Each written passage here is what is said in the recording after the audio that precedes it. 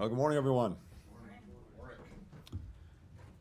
So we said we would run through the tape, and I think we've been going in a full sprint. This has been quite an eventful final week for this administration, making good on the President's commitment to use every minute, every day of every week that we had to get results. When I came down here on my first full day in office, back when I had a little bit less gray hair, as my daughter likes to point out, I spoke about how the work that we do to keep the American people and the world informed through you, with you, could not be more important. Most of us have traveled, well, more than 1 million miles now together. We've done it with a remarkable press corps, people that I've gotten to know as colleagues. If I said friends, that might actually create problems for you, but let me simply say how much I appreciate the partnership, the professionalism, the work that we've done. I have even greater respect, even greater appreciation for you asking the tough questions, for you holding us to account, being on the receiving end. Sometimes that's not always the most comfortable thing, not always the most enjoyable thing, but it is the most necessary thing in our democracy. Reporters in Gaza were on the receiving end of your bombs. Why did you keep the So, bombs flowing when we had a deal? I'm happy to address questions. We all knew we had a deal. Everyone in this room knows we had a deal, Tony, and you kept the bombs flowing. I'm happy to address questions when we get a chance. Thank you. Rules-based order on the mantle of your commitment to Zionism. Did you want to finish? Why did you allow my friends to be massacred? Why did you I'm allow happy my to friends address to be your massacred questions when we had get to a questions. Thank you. May? Thank you. You helped destroy our religion, you wanna Judaism, finish? by associating Yeah, I have a with statement. fascism. Yeah, I have a statement to make. Thank you. You waved the white flag before Netanyahu. You waved the white flag before Israeli fascism. I look forward to taking questions when I get a chance to finish my statement. Thank you. Your grandfather was an Israel lobbyist. Are you compromised by Israel? Why did you allow the Holocaust of our time to happen? How does it feel to have your legacy be genocide? How does it feel to have your legacy be genocide? You too, Matt. You smirk through the whole thing every day. You smirk through a genocide. Thank you. And thank you, Matt. Now, I've got a few more things to say, and I'm happy to take any question about anything, as we've done these past 4 years. And indeed, I'll talk a little bit about the developments the last few days as well.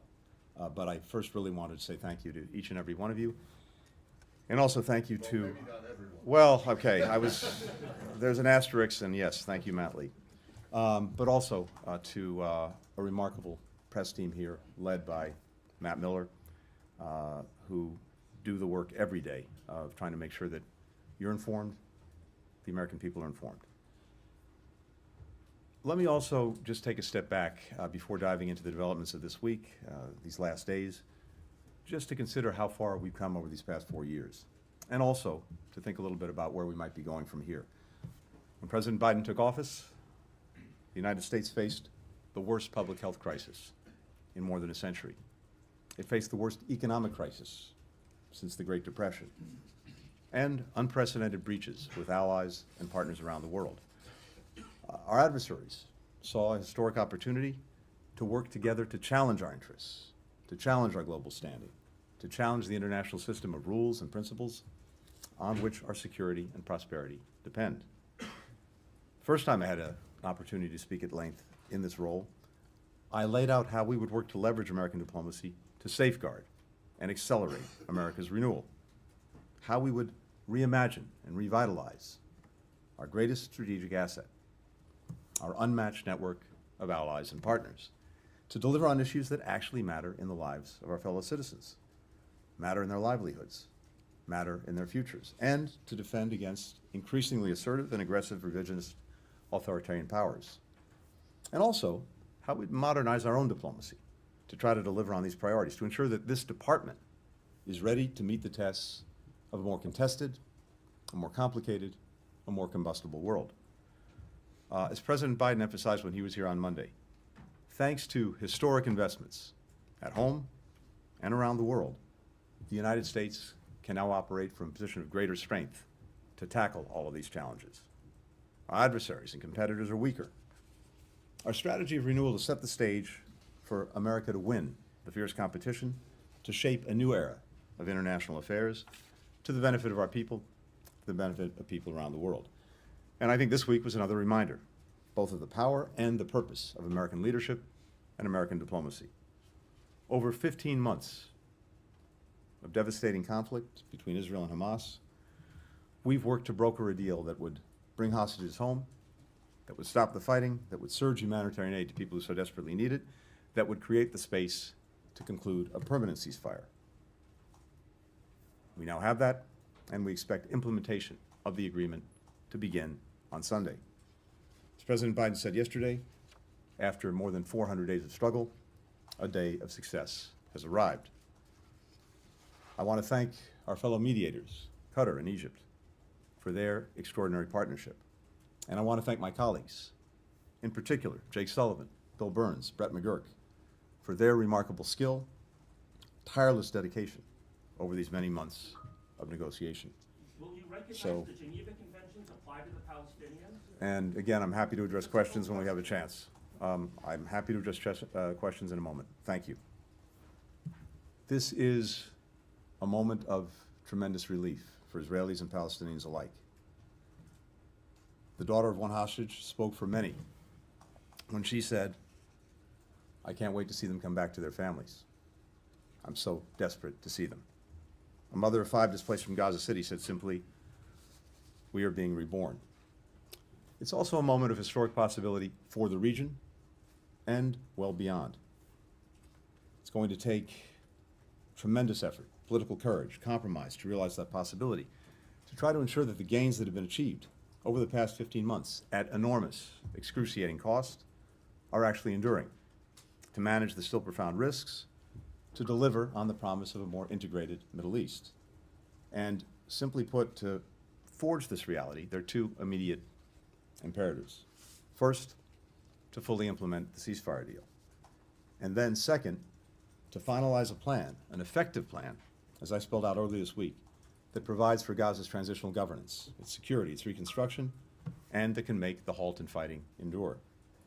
Delivering on these 2 priorities will in turn create the conditions for Israel and Saudi Arabia to normalize relations between them, which will require a credible pathway to a Palestinian state. On each of these imperatives, we've delivered concrete progress and we've laid a foundation for success, which we will hand over to the incoming administration. Together, they represent a historic opportunity to advance the long-term interests of the United States, our partners in the region, and around the Middle East. In Ukraine as well, we've seen the results of steadfast American leadership. We rallied and kept together some 50 countries to help Ukraine defend itself from Putin's war of aggression. Through Ukrainian courage and also Western resolve and firepower, Ukraine repelled Russia's invasion and took back half the territory it originally seized. We've marshaled commitments from countries around the world that will help Ukraine deter and defend against future attacks and stand on its own feet militarily, economically, democratically. We've also imposed the most ambitious sanctions and export controls ever on Russia, cutting off its biggest banks, reducing dramatically Europe's reliance on Russian energy, oil and gas, almost to zero at this point. As a result of some of our latest sanctions, Russian oil tankers are piling up along the Chinese coast, unable to offload. Ukraine will continue to stand as an independent, democratic nation anchored in the West with the freedom to choose its own future. If we sustain our support for Ukraine, if we continue to exacerbate Putin's growing manpower and economic dilemmas, we can continue to help Ukrainians gain leverage to negotiate a just and secure peace. Now, I got back from what was my 21st trip to the Indo-Pacific in this job just a short while ago, a region where the United States is now competing from a position of strength. We brought our regional allies together, our partners together, around a shared vision for a free and open Indo-Pacific, where goods and ideas and people flow freely, where rules are applied fairly and transparently, where countries are free to choose both their own path and their own partners. We enhanced bilateral relationships with our core treaty allies, with Japan, South Korea, Australia, the Philippines. We forged a new era of trilateral cooperation with Japan and Korea, with Japan and the Philippines as well. We re-energized the Quad with Japan, India, Australia, strengthened our relationships with ASEAN, the Pacific Island countries, elevated partnerships with Vietnam and Indonesia. As the DPRK and the PRC continue to fuel Putin's war of aggression against Ukraine, underscoring how European and Asian security are indivisible, we've also built enduring bridges between our Pacific and Atlantic allies and partners. Australia, Japan, and South Korea have provided important support to Ukraine. In 2021, European allies were on the verge of signing a massive trade agreement with China. Now they're coordinating with us on everything from investment screening mechanisms to supply chain resilience to pushing back on China's overcapacity and unfair trade practices. At the same time, we've managed our competition with China responsibly so it doesn't veer into conflict, while also cooperating on challenges where the world expects great powers to lead and where it's clearly in the interest of the American people, from climate change to fentanyl. We've also demonstrated that other countries can rely on the United States to tackle some of our biggest shared challenges and deliver on some of our own on their own national aspirations, preventing disease outbreaks, enhancing food security, accelerating the clean energy transition, bringing together a global coalition of more than 160 countries to address the synthetic opioid crisis. As we celebrate the return of hostages in Gaza, including Americans, as we look to relief for the people of Gaza, I'm also thinking of all those U.S. citizens who are held wrongfully, who are hostage in countries around the world. Do you know about I the carried Hannibal with me. Directive? Miller says he doesn't know about the Hannibal Directive. You can leave, You know sir. about the You wanna Hannibal come with us? Directive? Again, I'm happy to address questions in a few more minutes. I look forward to answering questions in a few more minutes. Thank you. Okay, well, let him speak. Thank you. Thank you. Thank you. He gets to make lots of speeches. Thank you. Let him answer some Would you like to questions. be escorted I look out? forward to answering questions. Thank you. Instead of making another speech every day. Sir, would you like to be escorted out? Go away. You don't have the responsibility to tell me where to go. Do you want to be Okay. escorted out or not? I want him Thank to you. answer questions. I look forward to answering questions in a minute. I'm a Thank you. journalist. I'm not a potted plant. Everyone will have an opportunity to ask a question in just a minute. Thank you. Miller So- has explicitly told me he will not answer my questions. I'm justified So- in what I'm doing. I have no greater pleasure in this job than crossing off a list I carry in my pocket, the names of those who had been arbitrarily detained and unfairly held hostage, unjustly held hostage, and bringing them home, returning them to their families, returning them to their loved ones. Finally, I Get just your wanted to hands share off this me. morning. Get your hands off me. Get your hands off me. Get your hands off me. Answer a damn question. I look You forward to know answering about the questions in a Hannibal few Directive? minutes. You know about Israel's nuclear weapons? Everybody from the ICJ. I was sitting here quietly, and now I'm being manhandled by 2 or 3 people. You pontificate about a free press. You pontificate about a free press. You are hurting me. You are hurting me. You are hurting me.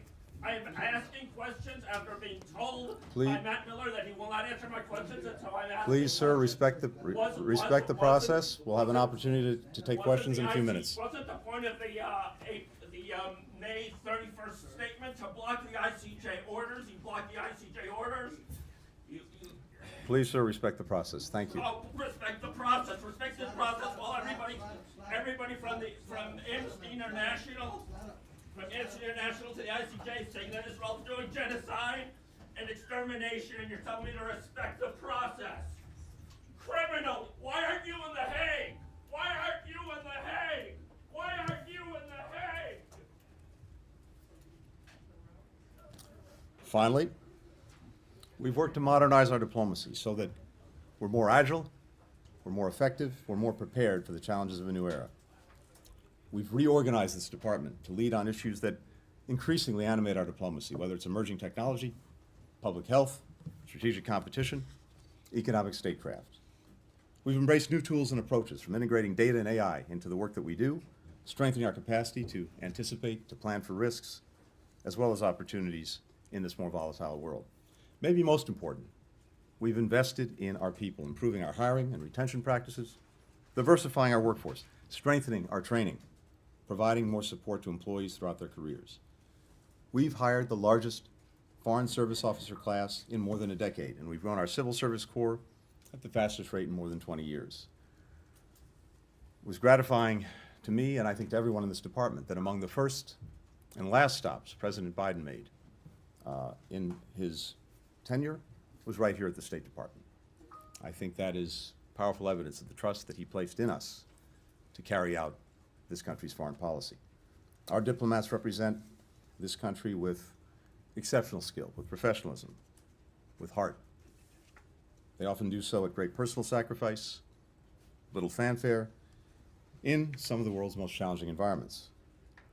It has been, simply put, the greatest of honors to be able to work shoulder to shoulder with them. These past 4 years, there have also been moments of disappointment, of hardship, of heartbreak. But I leave this job knowing that we spent every day thinking about and working toward what we believe is best for our people, the citizens we have the immense privilege of representing.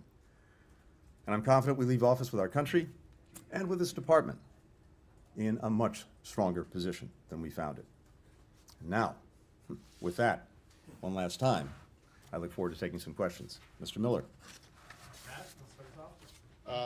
Thank you very much, Mr. Secretary, and thank you for the very opening comments about the work, the cooperation with us, the press corps. Even when we haven't always been satisfied or with the answers, we do certainly appreciate your willingness to engage with us, and so thank you for that. I want to start, actually I only have one question. Exactly 16 years ago today, January 16th, 2009, former outgoing Secretary of State Condoleezza Rice had her final press briefing here. And all of the questions she got were about Israel and Gaza. Every single one of them. And she said, we were working on an enduring ceasefire. She was about to sign an agreement with then Foreign Minister Livni that would move toward that way. She was working with international partners. Names have changed, but countries pretty much the same: Egypt, the Europeans, the Gulf Arab states, and so. 16 years ago, we were in the same situation that we're in now, particularly because this ceasefire, current one, still seems to be in limbo. I'm wondering if you can point to any progress that has been made over the course of the Bush administration, the Obama administration. Has there been anything that has changed or given you hope? Because we're basically back in the same position we were 16 years ago. Yeah. Thank you, Matt.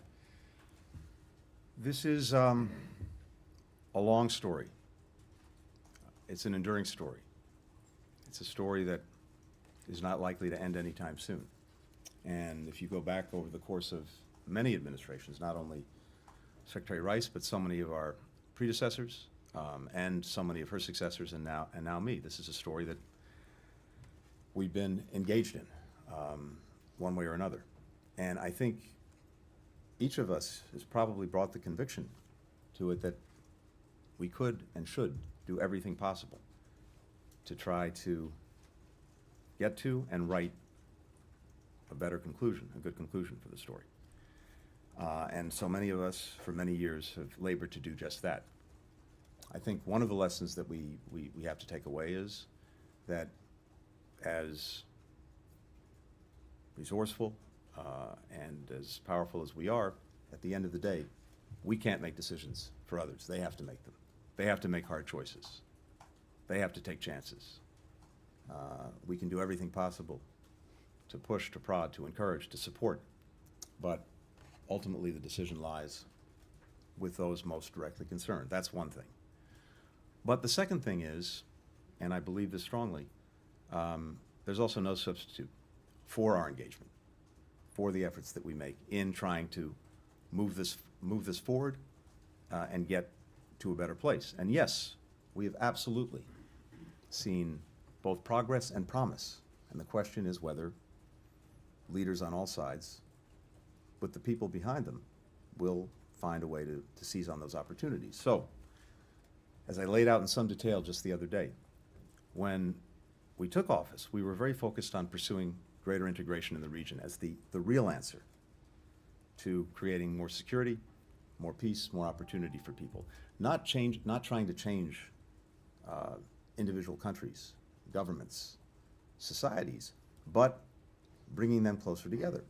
And before October 7th, we'd done a lot of work on this integration, building on the Abraham Accords of the first Trump administration, pointing toward the normalization of relations between Saudi Arabia and Israel. And as you all know, we were all planning to go to Saudi Arabia and Israel because we'd made so much progress on the normalization accords on October 10th, a trip that of course didn't happen, to do two things: to try to help finalize agreements that were necessary to get to normalization, and as part of that, to find a clearer way forward, a pathway to a Palestinian state, vital to Saudi Arabia, very important to us as well.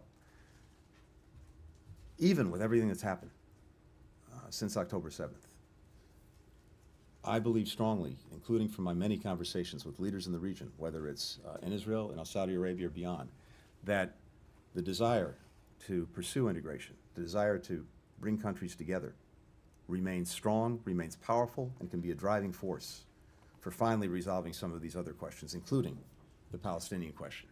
Israel's deepest desire from day one of its founding was to be treated like any other country in the region, to have normal relations.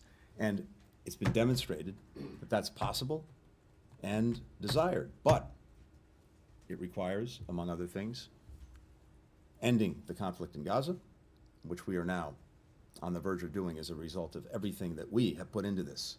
An agreement that President Biden put forward before the world in May, got the entire world to endorse. And in the months since, we've been working to negotiate the final details and get it implemented, and that's where we are now. So, end Gaza is one, and then yes, a credible pathway to a Palestinian state is two, and leaders will have to summon the vision and the courage to do that. I laid out some ideas for how you can get there just the other day, but I believe that is possible. I believe the driving desire for integration is something that can carry this forward. Finally, I'll say this. We've also seen, as a result of so much of the work that we've done, what the possibilities are. For Israel, when it was attacked in an unprecedented way by Iran, a direct attack with hundreds of missiles, hundreds of drones. Not only did we come to Israel's active defense for the first time ever, we brought other countries along to do that, including countries in the region. And Israel now sees powerfully what it stands to gain from greater integration in the region, including in a common security architecture. All can see that this is a way to effectively isolate the troublemaker in the region, Iran. So all of that is there, all of that is possible, and I think for the incoming administration, it'll be important to continue to show, here's one path, and what can be achieved by following that path. And then there's another, which is perpetual violence, destruction, terrorism, despair for people. That's the choice. I think we've now put in place and done the work that handing it off can be used to build a strong foundation and move down that much more positive path. Leon. Thank you, Leon. Mr. Secretary. Thank you for your service. Thank you for doing this. I trust you're not going to miss the million of miles that you've done in the last 4 years, and that you're happy to finally see your children. I wanted to ask you on Gaza, of course. You mentioned a tremendous relief in the region, both with Palestinians and Israel. There seems to be uncertainty for the ceasefire, and basically it was announced yesterday, and it's supposed to be implemented on Sunday. That's 4 days, quite a long time. Israel has led new strikes upon Gaza today or overnight. How confident are you that this ceasefire is actually going to happen? And if I may, just a broader question, or after the 4 years, or your 4 years, and now that your tenure is coming up, what is your proudest accomplishment in these 4 years, and what is your biggest disappointment? So on the ceasefire, yes, I am confident, and I fully expect that implementation will begin, as we said, on Sunday. Look, it's not exactly surprising that in a process, in a negotiation that has been this challenging and this fraught, you may get a loose end. We're tying up that loose end as we speak. I've been on the phone in one way or another all morning with Brett McGurk, with our Qatari friends, and I'm very confident that this is moving forward, and we'll see the start of implementation of the agreement on Sunday. In terms of my own tenure and what I take from it, and I think there'll be plenty of opportunity to reflect on that in the weeks and months ahead. Look, in terms of satisfaction, as I said at the outset, we came in knowing that we had to reset the foundation for American diplomacy and American foreign policy. And resetting that foundation meant, as I've said, re-engaging, rejuvenating, reimagining these alliances and partnerships. It's the greatest strength that we bring to virtually every issue we have to tackle around the world. These voluntary partnerships and alliances that have stood us in such good stead over so many years, and I think are vital to effectively operating in this more complicated, this more contested, this more combustible world. And that's exactly what we did. But the point is not doing that for the sake of doing it. The point is doing it for the sake of more effectively dealing with the world we're operating in, and I think we've demonstrated that. When Ukraine was attacked by Russia, because of the investments that we'd made in our partnerships and our alliances, we were able to bring together 50 countries, keep them together, and marshal their focus and their resources on helping to defend Ukraine. And we've done that very successfully. And we've done that in a way where many other countries picked up the burden. When it comes to maybe the biggest systemic challenge that we face in the international system, and that is China and the capacity that it has, uniquely, whether it's militarily, whether it's economically, whether it's diplomatically, to reshape the international order, what we've been able to do through these stronger alliances and partnerships is to focus other countries in ways that we haven't seen before on how to deal effectively with the challenges posed by China. We have much greater convergence between us and partners in Europe, between us and partners in Asia, among all of us, in confronting these challenges. And I listed a few areas in which we're working much more closely together. And as I've said before, when you bring just the United States to the table, well, we have a lot of weight, but when it comes to economic issues, for example, where China's engaged in unfair practices, where it's engaged in overcapacity to try to drown our industries, our communities, our workers with their products, well, when we're taking that on and we're doing it alone, we're 20% of world GDP. When we're doing that in concert with allies and partners across Europe and Asia who are similarly aggrieved by these practices, well, we're 50-60% of world GDP, and it's a lot more effective in getting China to change its conduct. So those are just two ways in which we've used this investment in our allies and partners to get real results, to tackle real problems, to meet real challenges. And again, through so many of the issues that are affecting the lives of our people, we brought countries together in a way that's going to have a material impact on making things better. I mentioned earlier the coalition we built on synthetic opioids, on fentanyl. You've heard me say this before. The #1 killer of Americans aged 18 to 45 is fentanyl. And it's by definition a problem that has to be tackled cooperatively with other countries, because the ingredients that go into making it may be made halfway around the world. They come close to our borders, they get synthesized into fentanyl, they come into the United States, they kill people. So the fact that we brought all of these countries together, now working in close concert to deal with this problem, that's going to have a material benefit on the lives of the American people. In these ways and so many more, what I take satisfaction is that we now can approach each of these problems from a position of much greater strength, much greater effectiveness. Disappointments? Yeah, of course. There are always many. There's always the things that you didn't get done. There's always the coulda, woulda, shoulda that you ask yourself. But I think it's also important to take a minute and take stock of what we actually have done, what the men and women of this department have achieved. Would I have wished, do I wish we could have gotten the ceasefire agreement months ago? Of course. The suffering since, the lives lost since? Sure. Could have been avoided if we'd gotten this over the line sooner.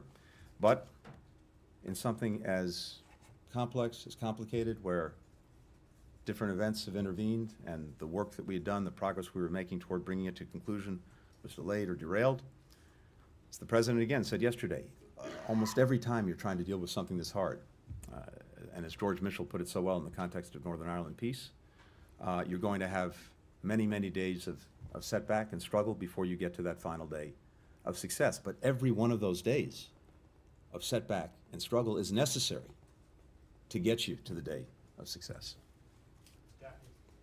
Thank you for your service and thank you for taking our questions over the last 4 years.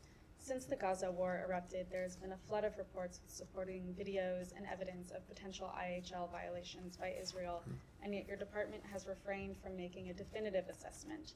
There's a sense out there that you gave Israel a pass on this issue and that that's part of the administration's legacy. Is there any chance you will deliver a definitive assessment on this in your final days? And if I may, on another region, we're reporting that the U.S. will impose sanctions on Sudan's Burhan today. Could you confirm whether the administration will take that step, and why do this now, and why wait till now? Thank you. We and I take very seriously the work that we do, and we have a responsibility to do, to assess in any place whether violations of international humanitarian law are occurring, war crimes, other abuses of international law, international norms, international practice. And that's what we continue to do every day, whether it's in Middle East, Gaza, or in many other places around the world. And I'll come to that because your question about Sudan goes there as well. In Gaza, we faced a uniquely challenging situation in trying to make final determinations. Because uniquely in Gaza, besides having a population that's been trapped there, that has nowhere else to go, you have an enemy that embeds itself in and among civilians. Houses, hospitals, mosques, schools, and getting a clear picture and a clear understanding of whether any one incident in that context constitutes a violation of international law in one way or another is an incredibly complicated thing to do, especially to do in real time. So we continue to gather the information, we continue to assess it. If we have any conclusions that we can draw in the time that remains, we will. I'd also point out that in Israel itself, there are hundreds of cases that are being investigated. They have a process, they have procedures, they have rule of law, and we also look to them to carry out that process, to carry out the rule of law themselves. That's the hallmark of any democracy. We have reported in a number of ways on what we've seen, including in the NSM report. We've taken actions in a variety of ways in a variety of places, particularly, for example, in the West Bank, where we've seen abuses committed by extremist settlers against Palestinians, and for the first time have taken action against them. And I believe and trust that this process will continue, and as we are able to reach results, we will.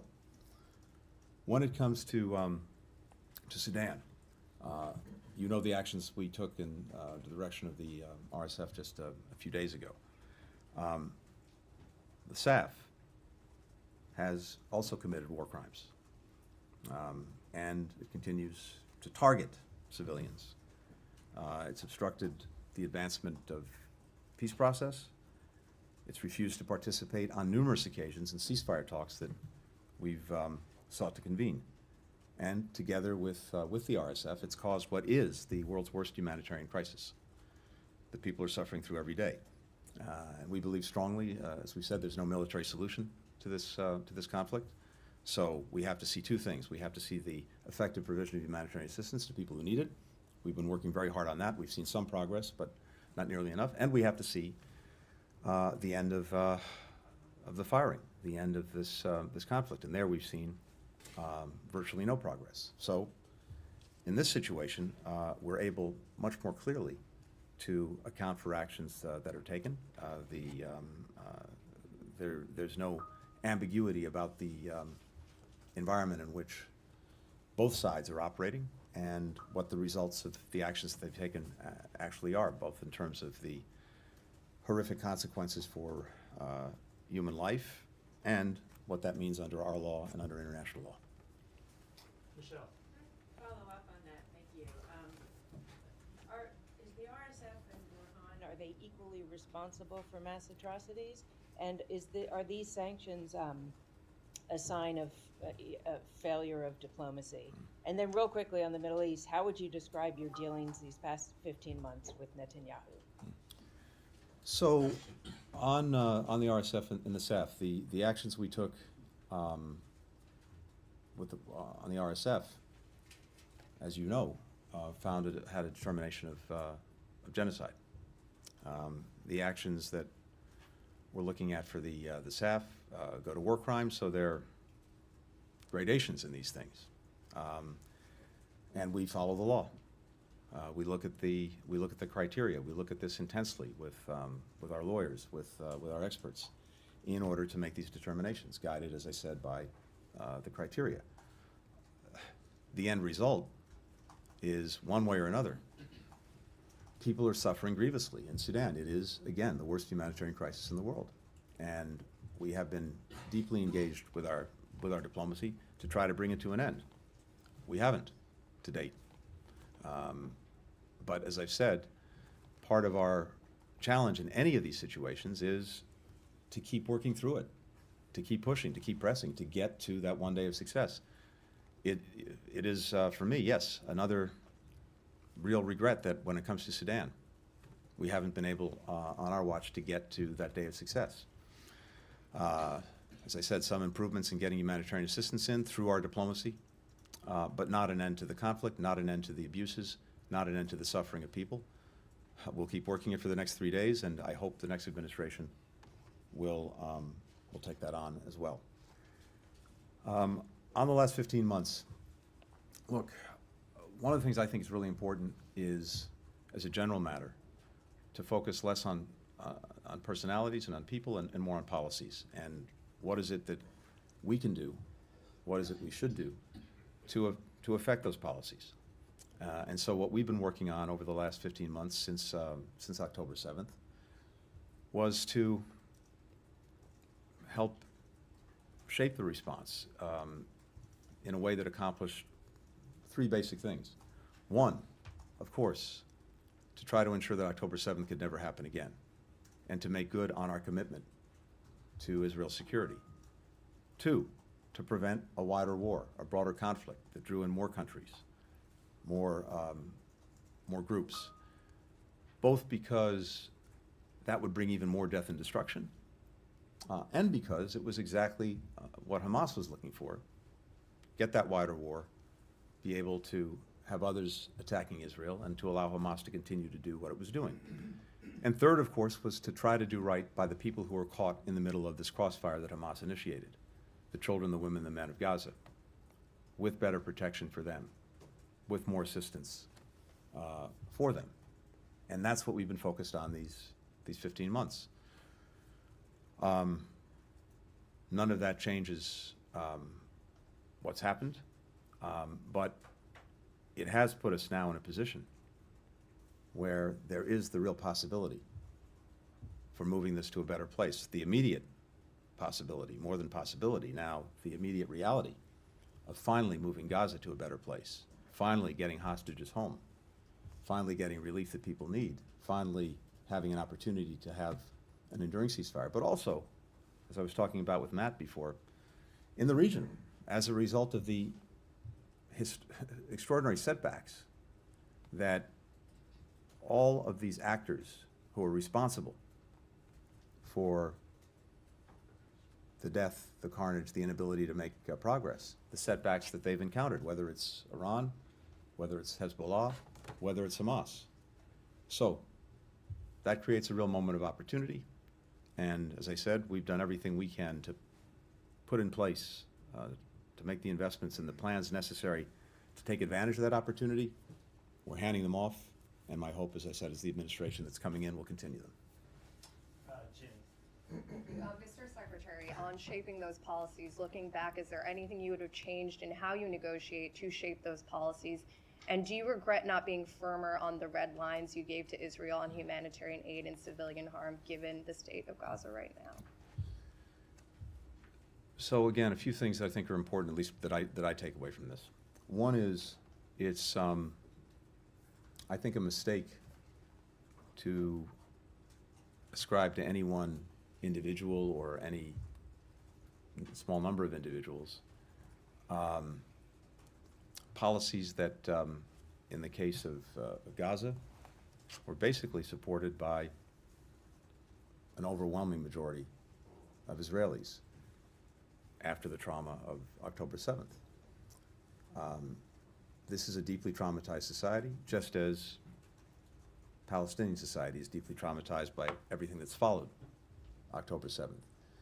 And if you don't understand that or don't factor that in, it's really challenging to make progress. So I think we've looked at that, we've understood that, and as I said, we had certain priorities that the President set that we've tried to carry forward in approaching everything we've done since October 7th, and we are now in a place where we're finally, I think, making good on those priorities. We, as I mentioned, one of them was to avoid a broader war with more countries coming in. And at various moments throughout these last 15 months, we've been right on the edge of having that wider war. And because of American diplomacy, because of American deterrence, because of America's ability to mobilize others, we've avoided it. When we had those unprecedented attacks by Iran on Israel, we marshaled other countries to come to Israel's defense. And then, when it came to Israel's response, we shaped it in a way that it was strong, but also calibrated, so that Iran's air defenses were taken out, but we didn't have actions that were escalatory and that produced a wider war. And that didn't just happen, it was the product, again, of American diplomacy and American deterrence. Throughout the 15 months on the humanitarian situation, when, and again, in an environment that is unique, which doesn't obviate Israel's responsibilities, doesn't excuse things that haven't been done that should have been done, but is important because operating in that unique environment with a population trapped in Gaza and other places where there are conflicts, people can usually go somewhere else. You're a refugee, not a good thing, but better than being trapped in a crossfire. Gaza, almost uniquely, people are trapped, and as I've said many times before, trapped with an enemy that deliberately uses them, hides among them, looks for civilian casualties as not only a necessary cost, but one that actually advances their agenda. And we know this from the leader of Hamas himself, Yahya Sinwar.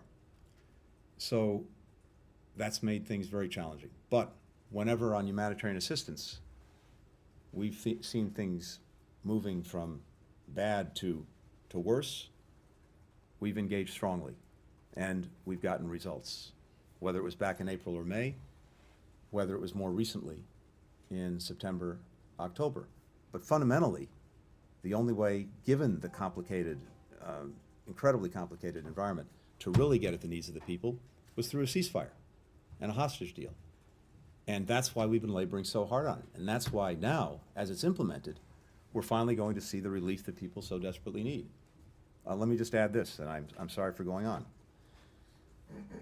At various points along the way, in terms of getting that deal, the biggest impediments really have been Hamas and its refusal to get to yes. Now, have there been moments when Israel has done things or taken actions that have made life more complicated, more difficult? Yes. But broadly speaking, and especially in the last months, until we got to success, Hamas has been the major impediment. And there were two things that were factoring into Hamas's thinking, and we know this. One, as I said, was the hope that they could get a wider war, that others would jump in, that the cavalry would come to the rescue. And it wasn't until recently that it became clear that that was not the case. And whether it was Iran, whether it was Hezbollah, whether it was Iranian proxies, whether it was supply routes for those proxies through Syria, as a result of actions that Israel took, as a result of actions that we took, as a result of conflicts and problems that these various actors had gotten themselves into that we exacerbated, it finally got to the point where Hamas concluded that, as I said, the cavalry wasn't coming to the rescue. That wasn't going to happen. Second, Hamas held back at various points because it saw or hoped that public international pressure was mounting on Israel. And it could just wait it out, and that pressure would get to a point where Israel would have to accede to all of Hamas's demands. And that includes the hope that there would be a lot of public daylight between the United States and Israel. And so, while clearly we've had differences, real differences with Israel on the way it's gone about the necessary defense of its people and its country, we've expressed those clearly at various points, but we've mostly done it privately, precisely because we didn't want to feed into Hamas's clearly held views that if that pressure was mounting and if there was daylight, they could do nothing. They could refuse to engage in the negotiations, hold back on a ceasefire and releasing the hostages, and thus perpetuate the suffering, the loss for the people that they purport to represent. All of those dynamics were in play. All of those dynamics are ones that we had to make judgments about, navigate, with eyes on the prize of getting to the day we got to yesterday, which is the ceasefire and hostage release. So, it's absolutely appropriate to ask questions about that, to ask ourselves questions, for everyone to ask questions. Some people say we did too much to restrain Israel when it comes to Iran, when it comes to Hezbollah, when it comes to others. Others say we did much too much to enable. And all of those questions are the right ones to ask, and they'll be asked for a long time. We had to keep our focus relentlessly on getting to this place where we could actually get a change, where we could actually get an end to a conflict, an end to suffering, and the prospect of something better. We'll take one more. Mr. Secretary, thanks very much. On why you got to the ceasefire deal, as you just highlighted, you talked a lot about Hamas and pressure, Hamas being diminished, helped get them across the line. But on the Israeli side, do you believe that Trump and Steve Witkoff, either through direct pressure or through Netanyahu's perception of Trump, that helped get this deal across the line? And I want to bring up Ukraine and give you a chance to do legacy on Ukraine. You've argued that you've taken a lot of recent steps to try and give Ukraine leverage and give the Trump administration leverage. Let me just point out, though, that there's no money left in the replenishment fund. Ukraine struggles on the front line. Russia has a reconstituted defense industrial base because of China. So do you fear that your legacy on Ukraine could actually be defined by your successor? On the ceasefire deal first, look, the important thing is not who gets the credit. The important thing is getting the result, and that's exactly what we've gotten. And as I've said, the deal that was agreed is based on the proposal that President Biden put out months ago in May. The framework that he made public in detail, that we then went around the world and got country after country to endorse, culminating with the UN Security Council. That's what moved Hamas in the first instance, because up until that point, Hamas had been rejecting the idea of having an initial phase of 6 weeks, ceasefire, hostages begin to come out, prisoners are released, humanitarian assistance surges, and we use the time to reach an agreement on the conditions for an enduring ceasefire. They'd rejected that scheme. And it wasn't until May, when the president went public, detailed it, we got the whole world behind it, that Hamas was isolated and it moved. And then practically every day since then has been work on trying to actually negotiate the details that had to follow from that to fill in the framework and understandings on its implementation. And we got very close to completing that on a number of occasions. And as I said, events of one kind or another inevitably intervene that delay, that derail the work that you're doing. But we kept at it. And meanwhile, as I just described, I won't belabor, all of these other factors that went into the calculus of Hamas changed dramatically, and in no small part because of actions we took in a way to exacerbate the challenges of Hamas and its many potential supporters, as well as actions that Israel took. So I think that's what got us to this day.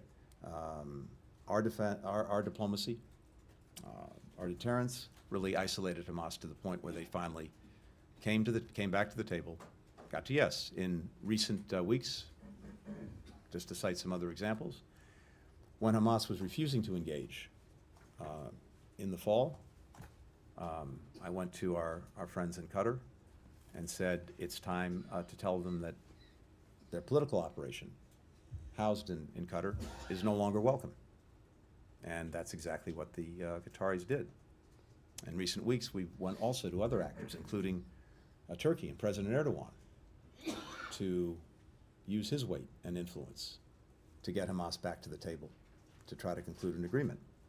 And he did, and they did.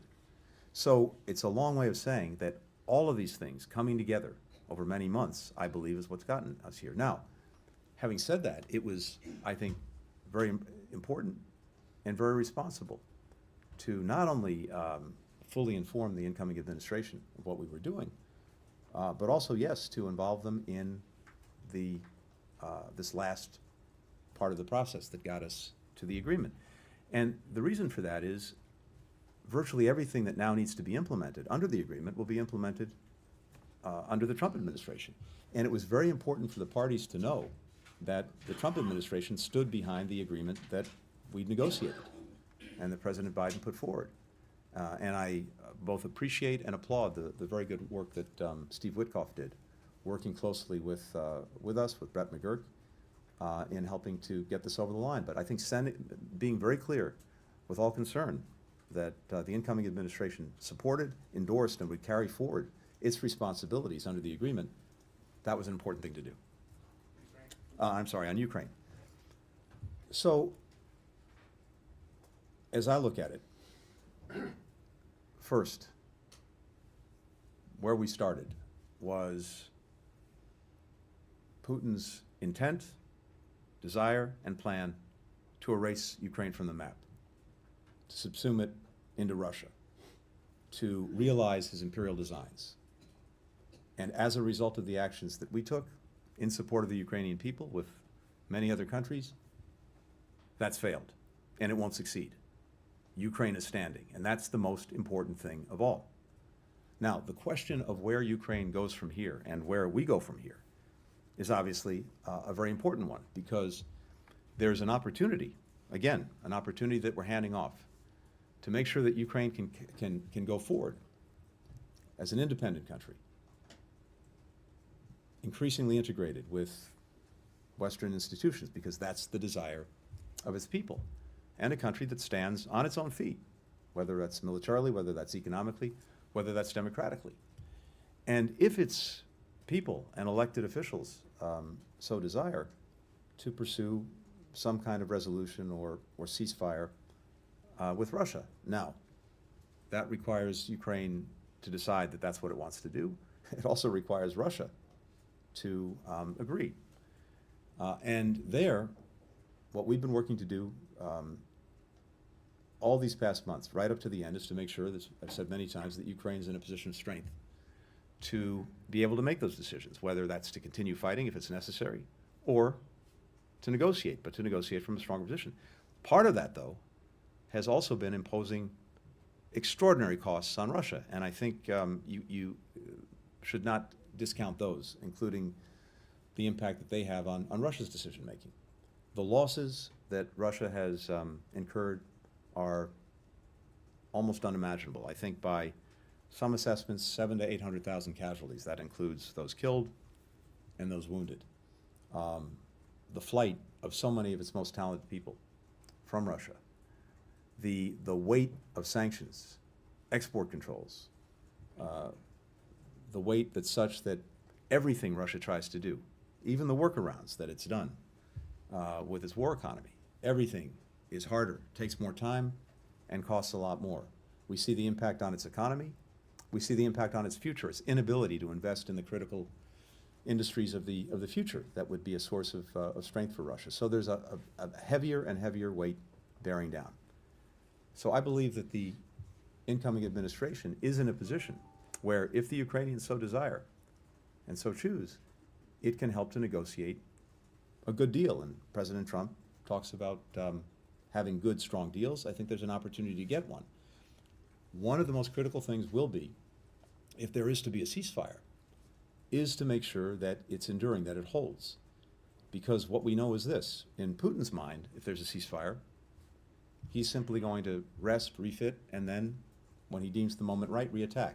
So you have to have built into any ceasefire the effective deterrence necessary so that he doesn't reattack. That is, I think, a necessary part of any good, strong deal for Ukraine. So there are lots of ways of doing that, and we've been talking to European partners about some of that. Again, all of that I'm sharing with the incoming administration, and I would hope and expect that they can help land this in a place where everything we've done to make sure that Ukraine not only survives, which it is and which it will, but actually thrives, can be realized. Thank you. Take a couple more. On Austin Tice, it's been a few weeks since Roger Carstens had said they were narrowing down locations where he may have been held. I just wanted to see if you had any more fidelity on that. And then separately, yesterday, your successor before the Senate Foreign Relations Committee commented on the Panama Canal. You've been dismissive of the incoming administration's overtures on Greenland, but not as vocal on the Panama Canal. He said the issue is not a joke and it's a legitimate issue that needs to be confronted over questions of neutrality and China's ability to choke off commerce on both sides of the canal. So I wanted to see your comments on that. Sure. Look, on Austin Tice, all I can tell you is this. Not a day goes by where we're not out there trying to obviously find him or get information about what has become of him. And I don't have anything to report beyond what we've already said, but we have people throughout Syria who know the importance that we attach to this and are leaving no stone unturned to find Austin. So he and his family remain in my thoughts, all of our prayers, but mostly we're working in any way that we can to find him. And of course, if we have any further information and hopefully have Austin, we'll share that, or the next administration will share that.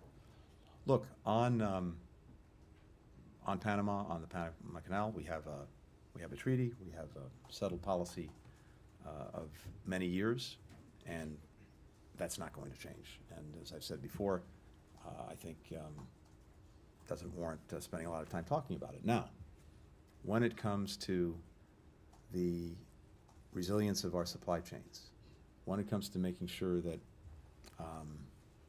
we can get what we need and we don't have risk attendant with it, including from countries with which we have challenged relations, that is important, and that's something that we've worked on pretty much around the world for the last 4 years, building a greater diversity of supply chains, building a greater resilience.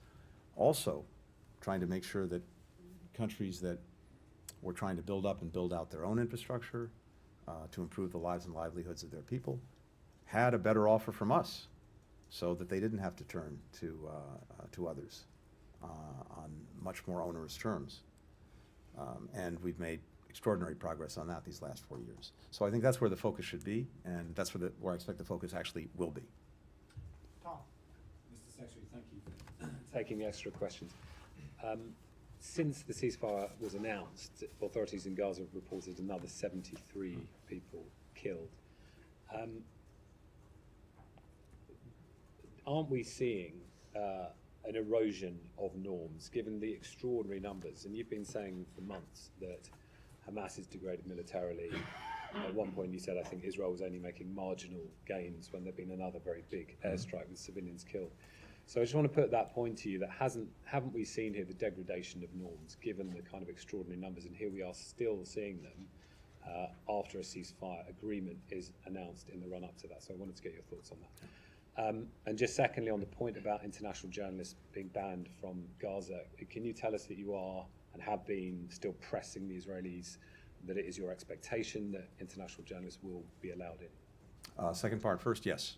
That remains the expectation, and I think it's, as in any place, very important that all of you and your colleagues are able to report, are able to share with the world what the reality is. So certainly I fully expect that to happen, and especially in the context of a ceasefire, where the idea that just may be too dangerous for anyone to operate is no longer the case. So I fully expect to see that. During the ceasefire, during phase one?